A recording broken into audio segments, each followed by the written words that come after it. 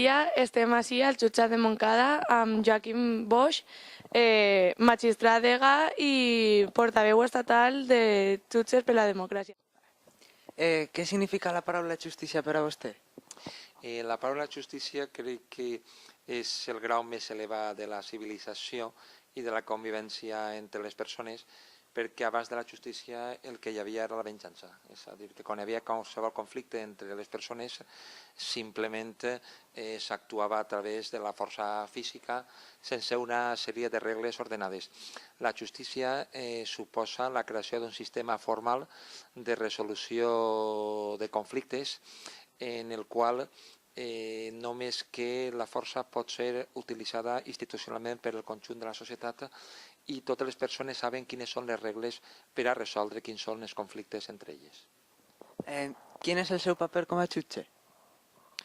El meu paper com a jutge és analitzar quins són els problemes humans i els problemes jurídics que conflueixen amb els altres, amb la qual cosa tens que n'hi ha una sèrie de relacions personals de caràcter econòmic, de caràcter civil, de caràcter privat, de caràcter públic o penal, en les quals hi ha persones que mantenen postures diferents, en les quals les parts pensen que tenen raó i el jutge, en representació de l'Estat, ha de prendre una decisió per a trobar la solució més justa i més proporcionada a cada conflicte entre persones. Quins tipus de casos es tracten així al jutjat de Montcada? Als jutjats de Montcada es tracten temes civils i penals i també es tramita el registre civil. Montcada porta les poblacions que estan situades majoritàriament al nord de València, entre elles la pròpia Montcada, Alboraya, Rocafort, Vinalesa, Alfara, Foios i altres ciutats, i és una demarcació prou tranquil·la en l'àmbit penal, és a dir, que no n'hi ha molta delinqüència o és de poca intensitat, i en canvi sí que n'hi ha prou de moviment en l'àmbit civil, en el sentit que és un lloc on s'ha construït molt en el seu moment, i amb la crisi de la construcció n'hi ha moltes reclamacions econòmiques i n'hi ha moltes zones residencials, i al mateix temps també n'hi ha una zona que té polígons industrials, té entitats importants, com per exemple Mercadona, que està a Tavernes Blanques, i això sí que es genera un moviment de reclamació de quantitats econòmiques que fa que Montcada sigui un partit que tramita molts procediments civils molt per dalt, més del doble de lo que marquen les previsions institucionals. És a dir, que és un partit judicial de Montcada en el que n'hi ha més treball del normal. Aproximadament quants casos a l'any sols resoldre? A l'any entren d'alt o baix uns 1.500 assumptes civils en cada jutjat i uns 2.500 assumptes en l'àmbit penal. La resolució és aproximada, encara que està clar que no resolen en l'acte, però sí que n'hi ha una aproximació entre que els assumptes que entren el mateix any, el més normal és que acaben sent resolts, encara que en alguns casos n'hi ha demores i retrasos perquè la càrrega de treball és molt elevada. Cada vegada que vostè ha donat un veredicte ha estat totalment segur o ha tingut dubte? N'hi ha, per simplificar, dos tipus de situacions amb les quals s'enfronta un jutge. Una és la dels casos senzills, en les quals una vegada celebrat el judici la solució és molt clara, però després n'hi ha casos complexos, n'hi ha casos difícils i que efectivament pots tindre molts dubtes, però també n'hi ha una sèrie de regles per a resoldre'ls i en tot cas, si una sentència és discutible, sempre queda la possibilitat de recurs i una instància superior, que en aquest cas és l'audiència provincial, és la que, si n'hi ha errors en l'actuació de qualsevol jutge, pot revocar la sentència i plantejar altre tipus de decisió. Sabem que vostè és el portaveu de Jutges per a la Democràcia i volem saber quin és el paper d'aquesta associació. Jutges per a la Democràcia és una associació professional que defensa el servei públic de la justícia i també està molt implicada en la protecció dels drets fonamentals de la ciutadania i més en moments com l'actual en els que creiem que n'hi ha atacs molt importants contra l'estat social, el nostre model d'estat constitucional i també tota una sèrie de drets com el dret a un treball digne, el dret fonamental a la vivenda, el dret a l'educació, el dret a la salut, el dret a la tutela judicial efectiva, que està sent limitat a través de la imposició de taxes judicials per les quals s'ha de pagar per acudir als tribunals. Aleshores, la nostra associació està molt implicada en la defensa dels nostres drets constitucionals.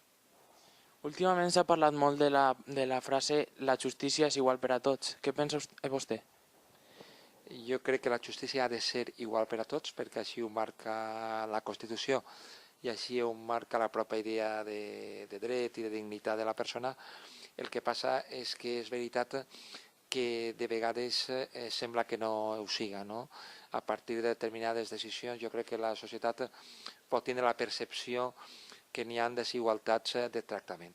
Però de partida cal dir que és difícil que si en la mateixa societat n'hi ha desigualtats molt importants, després davant dels tribunals els recursos siguin els mateixos. Per exemple, no és el mateix vindre a un judici per part de persones amb molta capacitat econòmica i amb molt de poder, amb advocats experts en la matèria que porten molts anys treballant temes concrets, que qui no té recursos econòmics i ha de tindre un advocat d'ofici que moltes vegades acaba d'eixir de la facultat i per tant no s'arriba a igualtat d'armes als procediments. La igualtat davant de la llei ha de ser una aspiració a perseguir, però en la pràctica és veritat que és comprensible que la societat pugui interpretar que no sempre es dona. Els jutges fan distincions en alguns judicis com el cas d'Urdangarín o el de la dona d'Alboraya? Jo crec que els jutges no fan distincions com a regla general i quan ha hagut alguna actitud irregular d'un jutge ha estat condenat.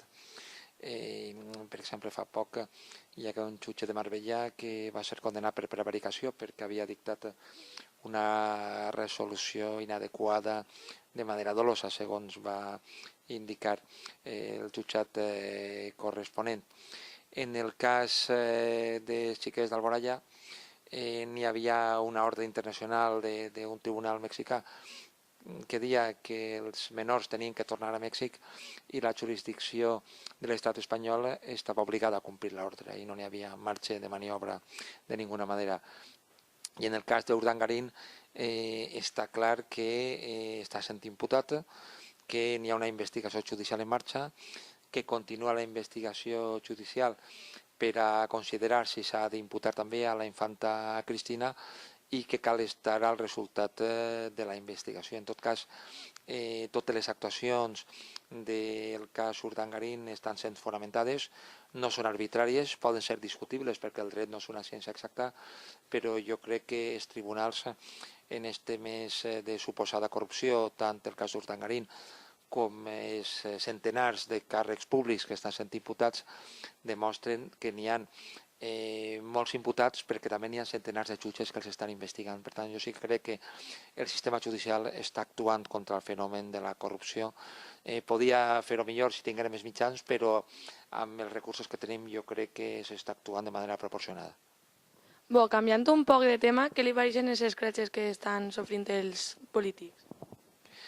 Jo crec que els escratxes, sempre i quan no s'utilitzi la violència, sempre i quan no s'utilitzi la força, si són actuacions de caràcter pacífic, formen part de la llibertat d'expressió, del dret de manifestació i del dret de crítica, que són valors que estan reconeguts constitucionalment. Els càrrecs públics tenen una sèrie de responsabilitats de resoldre una sèrie de problemes. Tenim un gravíssim problema en matèria de desnonaments en l'àmbit de les hipoteques i és comprensible que els afectats i la societat civil exigeixin solucions davant d'aquests problemes i una forma de reclamar-les és a través de l'expressió de determinades formes de protesta. Per tant, mentre això no suposa actuar amb violència, trencar un cristal i se limiten simplement a exigir aquestes solucions de manera pacífica, entenc que no són delictives i, per tant, seria inadequat criminalitzar-ho a través de detencions, a través d'imputació de delictes, perquè crec que no són constitutives de delicte.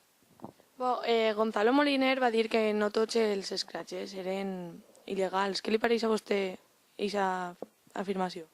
Sí, jo comparteix l'opinió del president del Consell General del Poder Judicial i crec que un escratx només seria il·legal si s'utilitzara la força física contra una persona o si se cometeren delictes de danys o n'hi haguera algun tipus de coacció física front a una persona.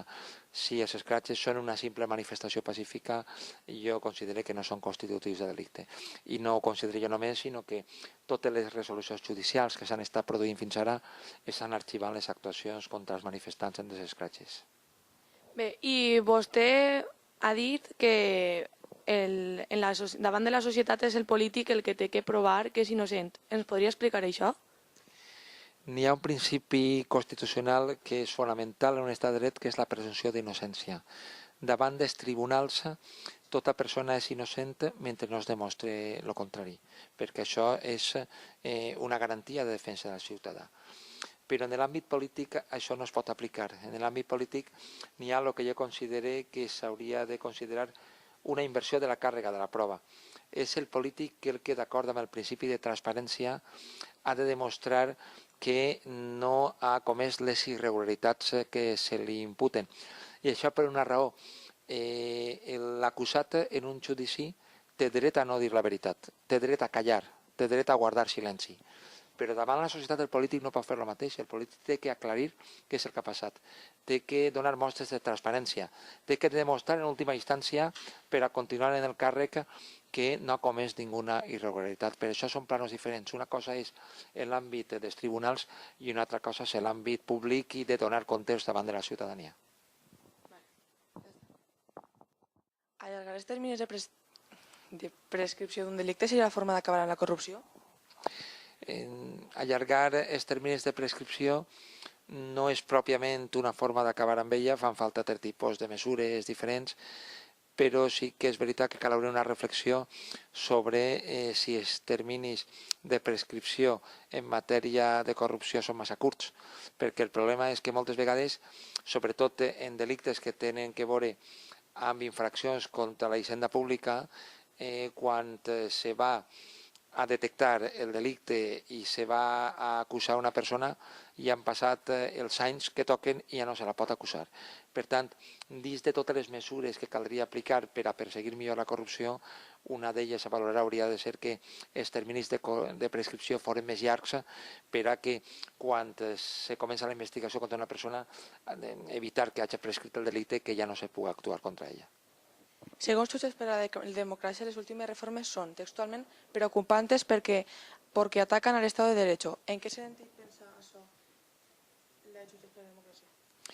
S'ataca l'estat de dret quan un govern imposa una llei de taxes que fa que tots els ciutadans hagin de pagar per a poder acudir als tribunals i se converteix el que és un servei públic gratuït en un accés al qual només poden accedir amb tota tranquil·litat les grans empreses, les grans fortunes, les entitats bancàries, però que molta gent no va poder pagar els 1.000, 1.500, 2.000 euros que pugui costar accedir als tribunals en determinats procediments. És una forma d'atacar l'estat de dret perquè se deixa fora de la tutela judicial efectiva a persones que tenen dret a estar dins del sistema judicial i se queden fora. També s'ataca l'estat de dret quan el ministre Gallardón imposa reformes que ataquen la independència dels jutges per a que el poder polític pugui controlar-los en un moment en el qual hi ha en marxa molts casos de corrupció. O sigui, un estat de dret necessita de la divisió de poders i que els jutges tinguin la independència suficient per a poder dur endavant les seves investigacions. Vostès han manifestat que prefereixen parlar de temes polítics amb el president del govern, Mariano Rajoy. Què passa amb el ministre Gallardón? El que passa amb el ministre Gallardón és que és incapaç de resoldre els greus problemes que hi ha a l'administració de justícia. Tenim una sobrecàrrega estructural de treball i el ministre ha portat, en lloc de donar-nos més recursos, a aplicar retalls importantíssims als pressupostos de justícia, entre els quals es troba que ha deixat fora del sistema més de 1.200 jutges interins i vol que els jutges titulars, que ja no poden més amb el treball que tenim, assumim aquesta càrrega. Al mateix temps ha incorporat reformes com la de la llei de taxes, com el fet d'una reforma que vol subordinar el poder judicial al poder polític i també ha acordat indults que són absolutament arbitraris, com indultar a polítics condemnats per corrupció, agents de policia que estan condemnats per tortures i moltes coses que entenem que són absolutament inadmissibles. I com és un ministre que no ha demostrat tindre un caràcter dialogant i arribar a acords amb representants dels jutges, hem demanat que siga directament el president del govern el que assumisca aquesta interlocució, ja que no n'hi ha possibilitat de poder arribar a acords amb el senyor Gallardón. Creu que la justícia del País Valencià està pitjor que altres comunitats? La justícia del País Valencià sí que està pitjor perquè té transferit les seves competències i tenim una Generalitat que no té cap interès en matèria de justícia ni té recursos suficients i que en els seus pressupostos no prioritza les assignacions de partides en matèria de justícia. I això en la pràctica el que significa és que no n'hi ha en matèria de personal una inversió suficient, que en matèria de recursos materials tampoc, i que tenim molts edificis judicials, no el de Montcada, que està en bones condicions, però sí que n'hi ha molts edificis que estan en unes condicions que no reuneixen uns índexs mínims de salubritat, higiene i una capacitat per a fer front a les necessitats que tenim. Per tant, la Conselleria de Justícia necessitaria prioritzar d'una manera molt més important tot el que és l'atenció a la pròpia administració de justícia. Com a jutge, quines propostes propondria vostè per tal de millorar la justícia a la Comunitat Valenciana? Jo crec que resulta necessari un pla integral de millora dels edificis judicials. Per posar un exemple, el Tribunal Superior de Justícia, que és el màxim òrgan judicial que tenim les valencianes i els valencians, està a la Glorieta, és un edifici històric, és un edifici que té goteres, que té humitats, que no guarda condicions per a treballar en dignitat. I això passa en molts altres palaus de justícia que n'hi ha al llarg del País Valencià. Caldria un pla estructural de millora material, de recursos materials que tenim.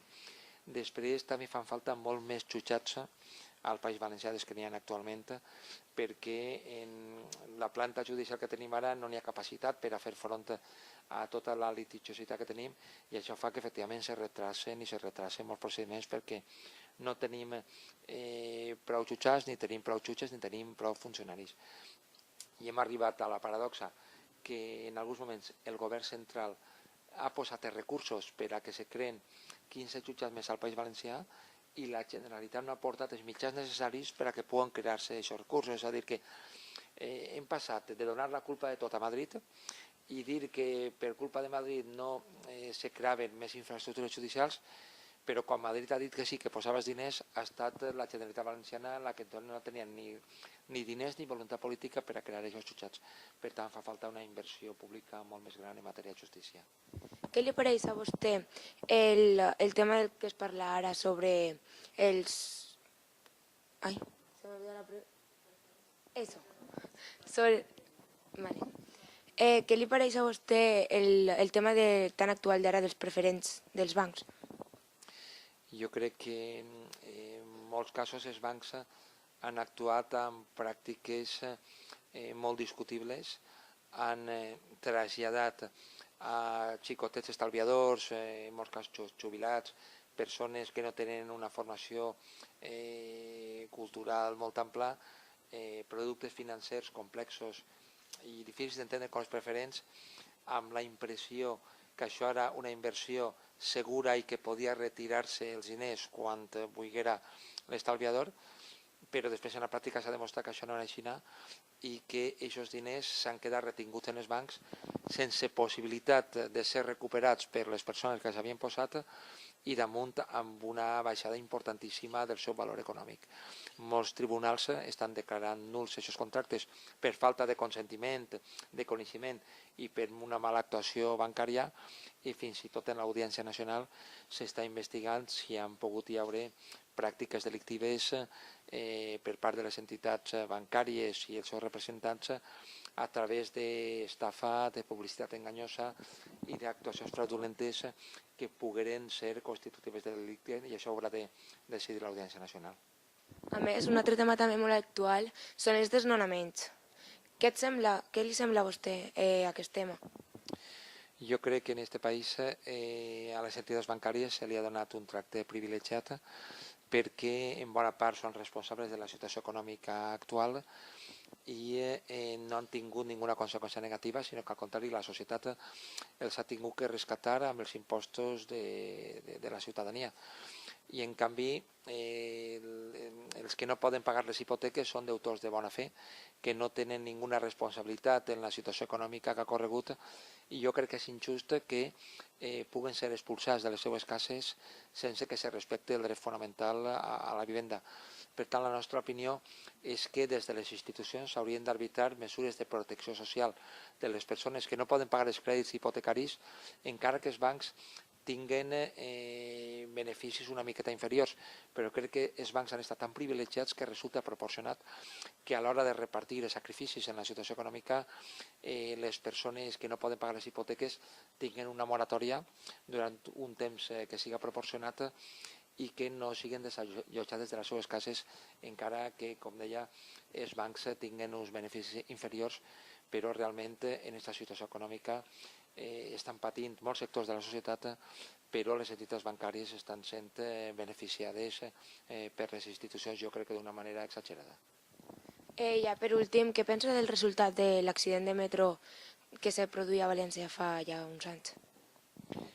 Jo crec que l'accident de metro tingui una investigació, sobretot en l'àmbit polític, que va ser insuficient. Se tenien que haver aclarit més quines van ser les causes reals. Era difícil trobar un encaixament penal per a buscar qui era el responsable criminal del que va passar, perquè estem davant d'una situació d'imprudència que no està massa clar qui podia ser responsable penalment d'allò. Tal vegada la investigació penal podria haver anat més enllà per aclarir la veritat de tot el que va passar.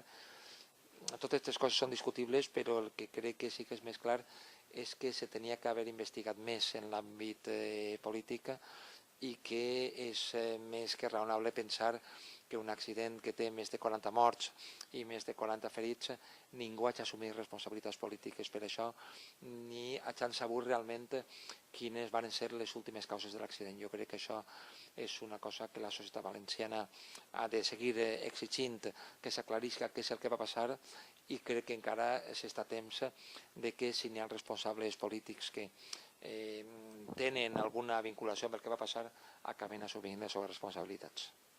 Moltes gràcies, això és tot. Moltes gràcies a vosaltres.